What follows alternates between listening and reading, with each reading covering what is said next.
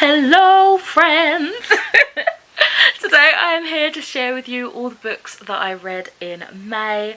Really happy with the amount that I got through, generally speaking, and I had about 10 books that were 4 stars, so really kind of successful, I would say. I read a total of 17 books during May, quite a wide variety as well actually, so I will quickly show you a little bit more in depth of my statistics for reading during the month.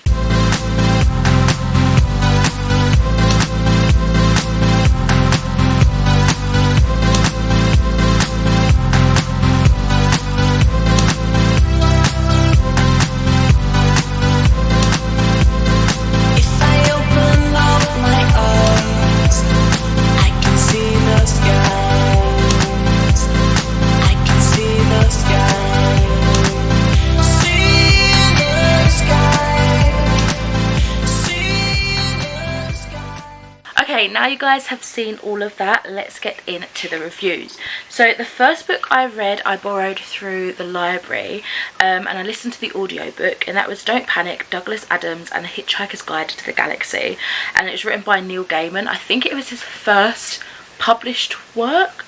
If I'm incorrect, please correct me. And it was read by Simon Jones. Simon Jones is actually the original Arthur Dent when they first started doing like broadcasting of this piece of fantasy sci-fi. This is a non-fiction, I'd say, like adult, published by Harper Audio in 1986 originally. It's had a few edits and had been remastered when more information has come out. I can't remember exactly which particular one this was. I want to say it was the most recent or the last of the edits. And yeah, I have a quote for this one. It says, "Not laughing at you, but you are in on the joke." I can't remember the greater context of that, but I liked it, so I wanted to save that quote. I gave this a 3 out of 5 stars. You can really see that Neil Gaiman had a passion for Hitchhiker's Guide to the Galaxy and all things Douglas Adams. I really enjoyed that we got to see not just about the success of Hitchhiker's Guide and all the like, what's the word, like the struggles it had to kind of get its fame that we know today, but also Douglas Adams's actual life and more that he did. There was lots of information with accompanying essays, interviews, excerpts from other things, TV shows, etc. So it was very kind of multimedia, multifaceted, which kind of added more interest into the thing. Speaking of interest, I've got to say it didn't always interest me, and there were some dull passages that just didn't, you know, whet my appetite, I guess. But yeah, that is a 3 out of 5 stars. A book that I was supposed to finish for the Book of Sins book club pick the prior month, but I finished it earlier on in May, and that is Walhala by Nikki May, which is a contemporary adult slice of life published by Penguin Books in 2022. I gave believability, escapism, characters and world building all a 5 out of 5 stars, so you can guess I gave the whole book a 5 out of 5 stars. So we are following a group of friends. It's like a little trio, and they're all kind of connected with each other because they are mixed race with Nigerian roots. And then they've kind of just like in their life, I think they're like in their early 30s or so, they're just living their life, getting on, doing their own things. They're all very different in kind of where they are in terms of family, career. And then a new friend joins the group. She's new to 2 of them, but she's introduced into the group by one of the core friendships already. And life gets really hectic. Drama starts to happen. There's like a deeper, interwoven, sinister plot. And oh my god, it was amazing. Storytelling, the plot, the characters, it was all so cleverly crafted. I felt like it had some excellent exploration of culture, friendship and good food. Like the descriptions of the food was just too much for my stomach to handle. It sounded delicious. The tension written into this was absolutely amazing, especially when the friendship dynamic shifted when that new person was introduced into the group. I will say it read much younger than I expected, which isn't really a negative, but it just threw me for a while because I was like, oh, these don't sound like they're kind of more established in life. They sound like a younger, like early 20s. But because that was the case, I felt like I could relate to their way of communicating better because it fit more with like my age group. So it was kind of a bit weird, but also it worked. I think might have been a favourite for the month. Anyway, I have a couple of quotes, but I will just choose one. Urban was her way of saying black. Simi had downed her champagne through gritted teeth. She wanted to win because she was good, smart, creative, persuasive, not because she was black.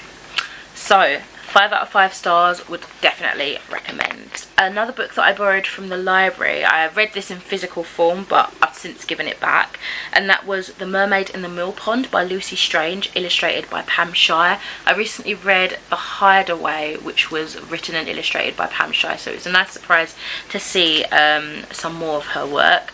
And this one is like middle grade historical fiction with a little bit of magical realism sort of splashed in. It's published by Barrington Stowe in 2022, and I gave this one a 4 out of 5 stars. So for escapism, I gave it 4 stars. Characters were also a 4 stars, and world building I gave it 3 stars. Guessing it's some kind of Victorian adjacent era, but we're following a young girl who gets sent to a mill for like her workhouse, and she has to kind of like pretty much slave away to have bed and board and like food. And the area that she's sent is kind of like out in the sticks, out in the middle of nowhere, and there's a lot of kind of rural legend around about this mermaid in the mill pond, but it's used by the owners of the mill to scare the kids into like not trying to run away basically. But anyway, there's some truth in the myth and legend, and we go on this adventure finding out more about that. So it was a lovely historical fiction with a magical twist. I also enjoyed learning about Bess, who was our main character, her past, and seeing her open up to friendship and kind of learning why she was so closed to begin with. She also opens up to kindness and potentially a brighter future, so it definitely had like an uplifting element to it, which was really lovely, and then just a fun kind of whimsical story, the heart of it, I guess. Again, some quotes here. So many stars, they're like sugar dusted all over the black sky. And then the other quote I had was, another sky kissed with a million stars, if ever there was a night for a miracle. So pretty. I love those phrases, they're so nice. After that, I read a book that I had through NetGalley, but I listened to the audiobook through my library service through BorrowBox, and that was If You Were There, Missing People and the Marks They Leave Behind by Francisco Garcia, and it was read by the author as well. This is non-fiction adult, published by HarperCollins in 2021. I gave this a 5 out of 5 stars. It was phenomenal. The title really tells you what it is. Like, there's no point me trying to give you a bit of a blurb because it really does do that, but just to add a little bit, it's kind of like investigative journalism. Francisco has a very close relationship with missing people, and throughout it, although he's kind of doing research about that sort of topic generally, he is trying to learn more about his relationship with his father, who he would consider a missing person, who's very absent and estranged from his life, and kind of having that personal dialogue spliced in between the more kind of researching element of the journalism. So it was quite interesting. So the way it marries memoir and social science is superb, honestly. It just blends and bleeds in beautifully. I feel like there was appropriate times where he made it more personal, and then appropriate times where it was more just like research based. It just worked awesomely.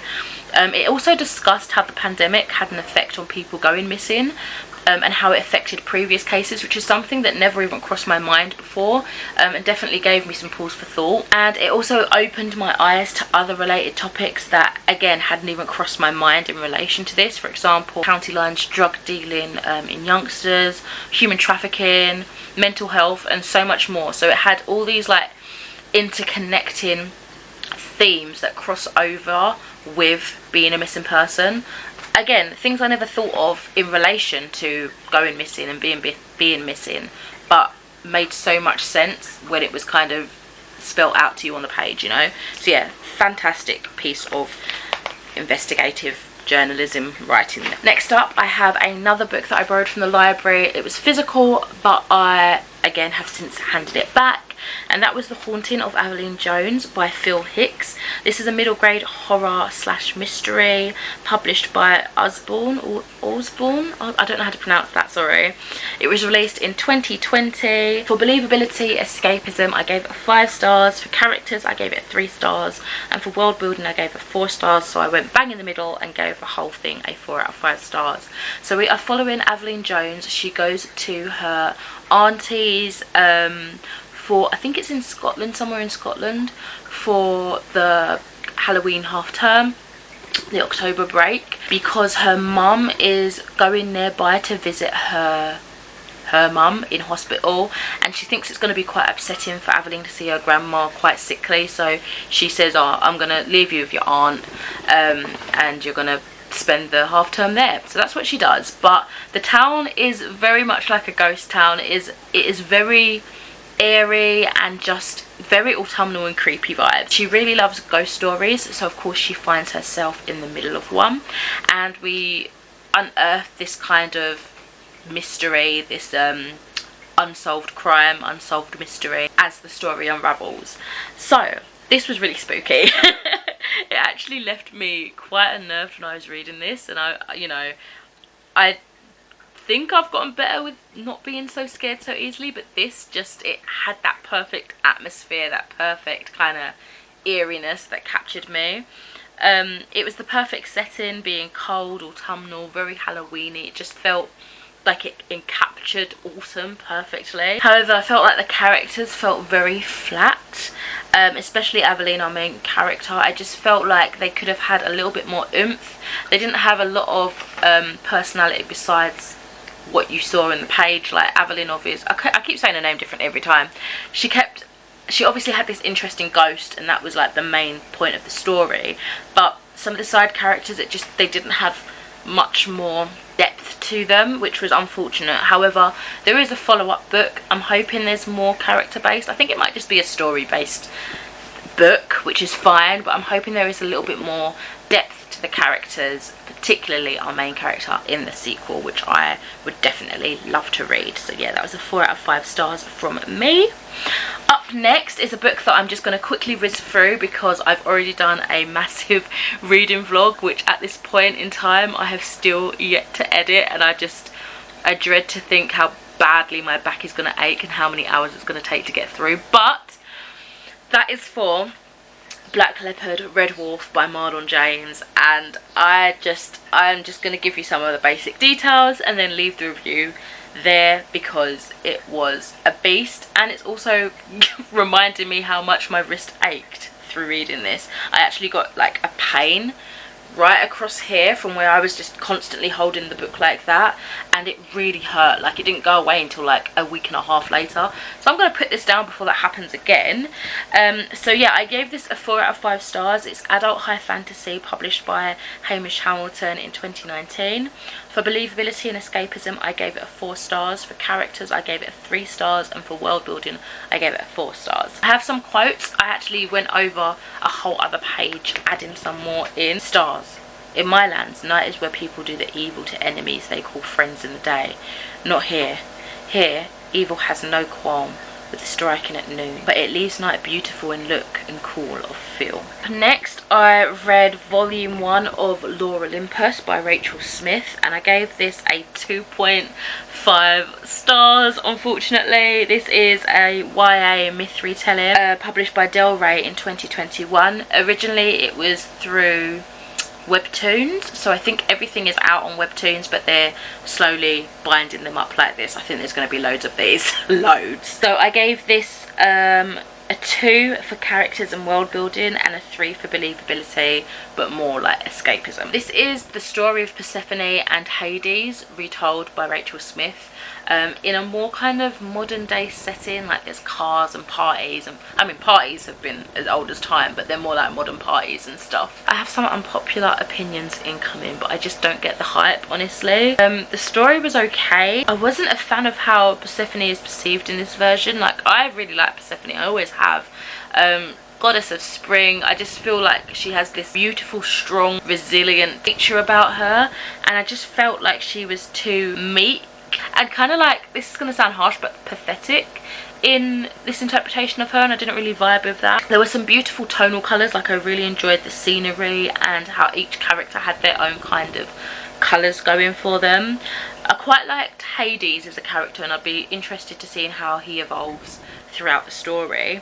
But Persephone, man, she was just too naive for me, but in a way I couldn't quite get with. Like, it just, I don't know, it just didn't work. It kind of contradicted itself. But so for now, my thoughts, I think I might look out for volume 2, which I think is due to be released this year at some point soon.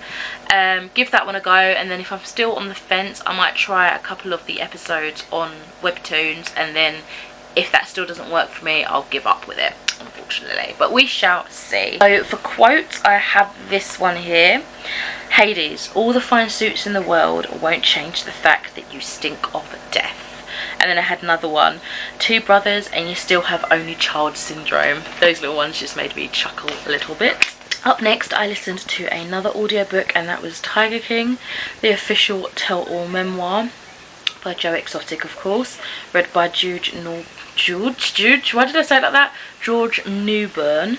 I gave this one a 4 out of 5 stars actually. It's non-fiction adult, published by Simon & Schuster in 2021. And again, another one that the title tells all, quite literally. So, thoughts. It had some fascinating glimpses into the mind of Joe Exotic. So this is all written whilst he's in prison. So he wrote it kind of like diary style, and it's good in a way because it helps to capture easily what he's thinking, and it's written very much how he speaks. So yeah, it's very much easy to digest and read. But oh my god, his enemies, the way he described them was quite awful. You can tell it's passionate hatred kind of oozing from the pages. It's very unpleasant to read, the way he's like talking about Carol Baskin and these people, and it's just like, damn, pretty much like the documentaries, to be honest.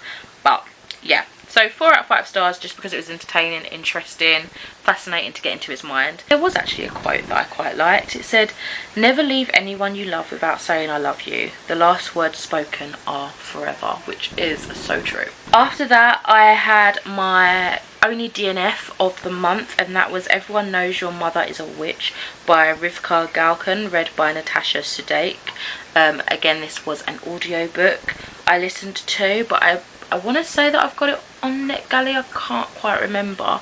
This is historical fiction adult, published by Fourth Estate in 2021. Kind of a soft DNF because I just think it wasn't what I expected. I was expecting more like obvious witch vibes, like more of a fantasy base, but it is very much kind of historical fiction, and I think it is going to go into conversations of, you know, hearsay, gossip, and how powerful these accusations can be on women.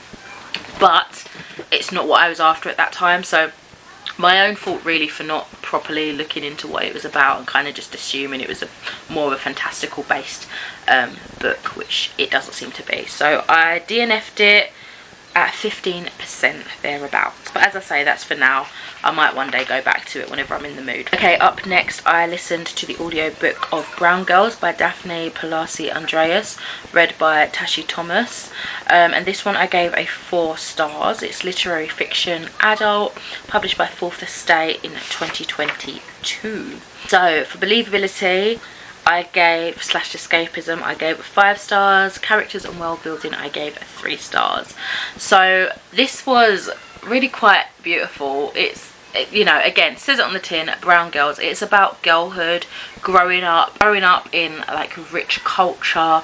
It talks about all sort of ethnicities in here. It just really kind of, there's something relatable for a lot of brown people, I would say. It was lyrical in style, like it was so beautiful to listen to. As well as that, the way it was written was unique in the way that it felt more like an overview of many girls' lives rather than just a selective few, like getting to know them. However, due to this, it caused me to lack like a true deeper connection with characters as an individual, because it was just too broad, yet it also made it to be more relatable because you were seeing glimpses into all these different lives, and it discussed so many topics. So yeah, lots of thoughts were bubbling along in my head there, but I definitely enjoyed it. I think, if I remember correctly, the context around this was when your mum's like, oh, you know, you'll understand when you're older, and you're like, I don't know what you're going on about, what you're talking about, blah blah blah. As they get older, this was like one of the lines that really spoke to me, and it says,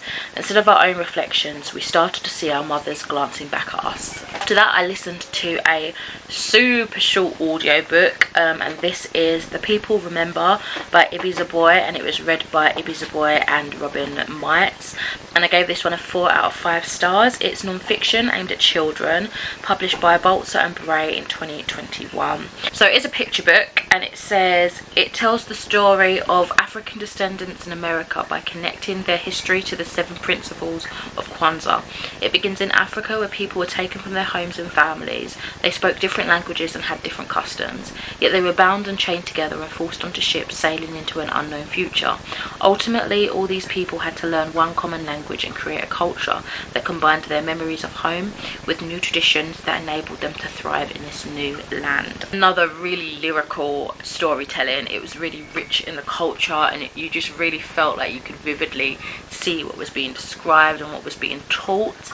I mean, that was pretty impressive in itself, because as I say, this was a picture book and I listened to it in audiobook, so I didn't have the picture book in front of me. The language itself was just vivid enough, which was awesome. However, in saying that, I did get a downloadable supplemental PDF thing which gave some extra information, context for the audiobook, like timelines were in there, a few extras. I think it was like terminology was in there, and also like decorated around it was a taster of the illustrations. So I did get to see sort of what I was missing from reading the physical book, but as I say, the language and the way this journey was told to you was vivid enough, which was great. After that, I listened to What White People Can Do Next, From Ally Ship to Coalition by Emma Dabiri, which was read by the author as well, and I gave this one a 4 out of 5 stars. It is published by Penguin back in 2021, and it's social science non-fiction adult. So this one definitely added more things for me to think about, to, you know, specific conversations of racial identity. Particularly really found the dissection of the term allyship really interesting, and kind of like what it means and what it should mean. I enjoyed the touches of personality that was sprinkled in, where the author talked about growing up as Irish Nigerian in Ireland and feeling very singled out and different, and the racism that she herself faced. And yeah, it was just a very interesting book. Really enjoyed it. I've wanted to read for the longest time Don't Touch My Hair, which was the debut, I think, of this author, so I'll definitely be getting to that now soon. I have the ebook on my phone ready to read, so hopefully relatively soon. I've written this so tiny I can barely say. As the rich get richer, the rest of us will be left in increasingly precarious situations. In the global recession that is upon us, the powerful will double down on their centre of state and cultured apparatus. So to finish up a series, I read The Burning Kingdoms by Sally Green, which is the third and last book in the Smoke Thieves trilogy. I was originally buddy reading this with Deborah from Hills of Books, but she tapped out at book 2 because it just wasn't going anywhere that interested her, which was fair enough. So I read the final book on my own, and I'm kind of glad I did, because I gave this one the highest rating that I did for the whole trilogy, and that was a 4 out of 5 stars. This is YA Fantasy, published by Penguin in 2020. For all my little quirks, my little believability, escapism, characters, world building, I gave all of those a 4 stars. I won't talk too much about the like synopsis and things like that, because I've spoken about this over the past couple of months, but as I say, this was the best one out of the whole trilogy. It had a great conclusion. There was lots of character growth. The ending was super clever, but I also feel like it was really convenient, which is kind of annoying. But yeah, that is that trilogy wrapped up. I will say, in comparison with the Half Bad trilogy by this author, which I read a good few years ago and absolutely loved, it does pale in comparison. I can't help but compare them. That's why I was super excited to pick up this series, because I had loved her previous books and it just wasn't the same kind of addictive quality to it, you know. So it was alright, it was okay, but that book in particular was the best out of the three. So continuing on with another trilogy, where I started the first book years ago when it first released. I picked up Rouha Born by Zoraida Cordova, which I gave a 3 out of 5 stars. This is the second book in the Brooklyn Bruja trilogy, the first book being Labyrinth Lost, which I read through NetGalley when it first debuted. This is YA fantasy published by Source Books Fire in 2018, and for believability, all those things, I gave a 3 stars, so it was a solid 3 stars, I would say. We're following a family, the Mortis family, and sorry about all the overcast, like it's going sunny and dark, I do apologise. And in book 1, basically they're all like brujas, which is I think the Spanish term for witch, but there's more to it. There's like a culture embedded within the word and everything as well. So Alex is one of the sisters, and we follow her in the first book, and on her death day, where it kind of stabilizes their power and kind of welcomes them into the magical community properly, she basically hates her power. She doesn't want anything to do with it, and on that day she tries to do a canto which takes away her power, and it has completely devastating results in the fact that her family have like torn away into like another portal place. It's just intense. So we're following that family, but this book isn't really a complete like sequel to that, because we're looking at a different sister, and this is Lula. So she's got a complete different story. Basically she is in an accident where everyone is pretty much killed except for her, but she tries to do a canto to bring her boyfriend back to life, and again adverse effects ensue. So this had some really interesting themes of grief and what it can do to you, like how it can alter your mind to make you do things you wouldn't typically do in your more logical thinking brain, as well as family and how much you can rely on family and know that they've got your back, which is really beautiful actually to read, especially within all the turmoil that was happening in this.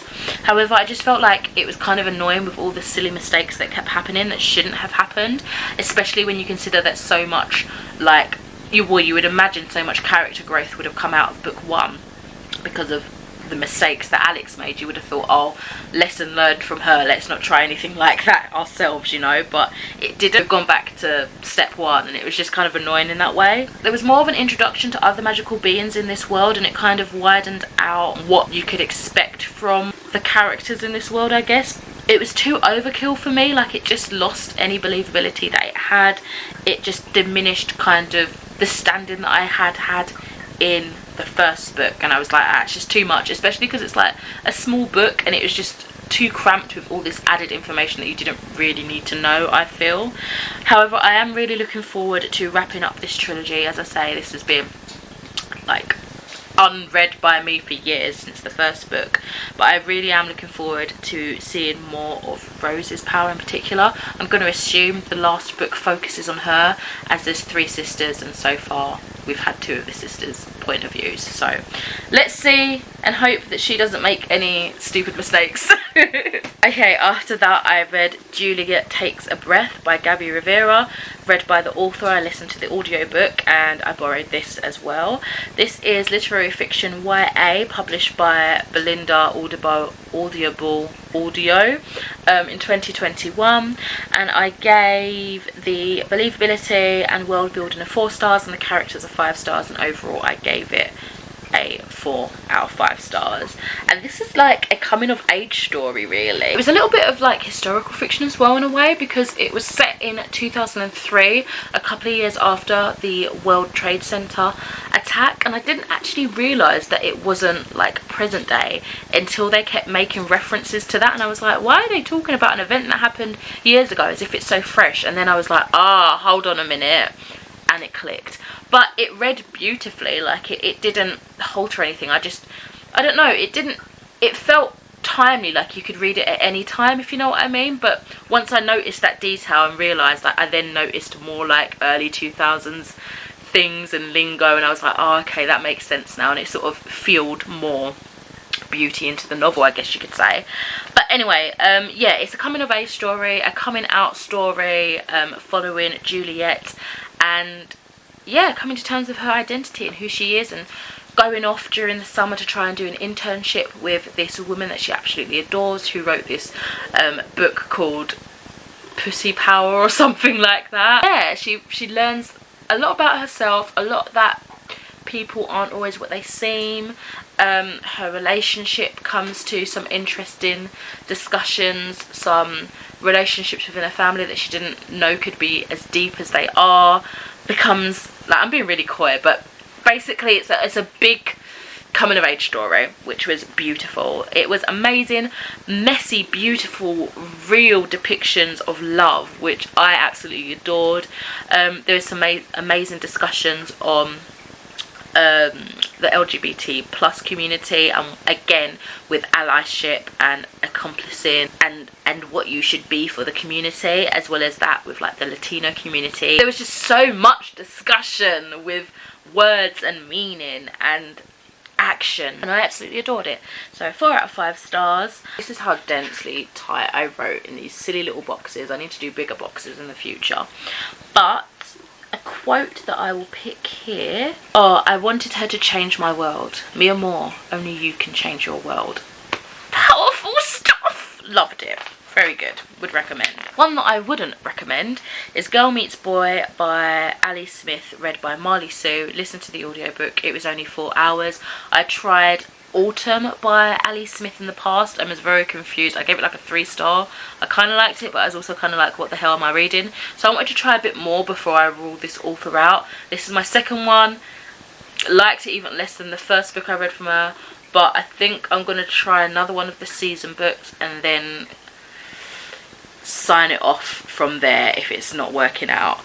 Anyway, literary fiction, also a myth retelling, and it's adult, published by Canongate Books in 2007. Everything I gave a 1 star, unfortunately. I really didn't like it. It's inspired by a Greek myth which I've forgotten, and I also wasn't very familiar with either, but it wasn't for me. It was confusing and dull. It had some pretty quotes, some interesting quotes, which I'll share with you.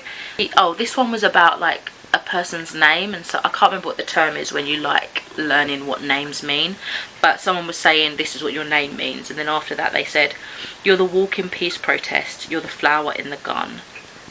And then another one, it said the proper word for me, Robin Goodman says, is me, when she was being asked about how she identifies. We've got some really like beautiful quotes in regards to like identity again, but the whole thing I just did not enjoy. I didn't get it, and it doesn't seem like I'm the only one, because I was like, is it just me? Am I just not understanding? But no, a lot of people really disliked this.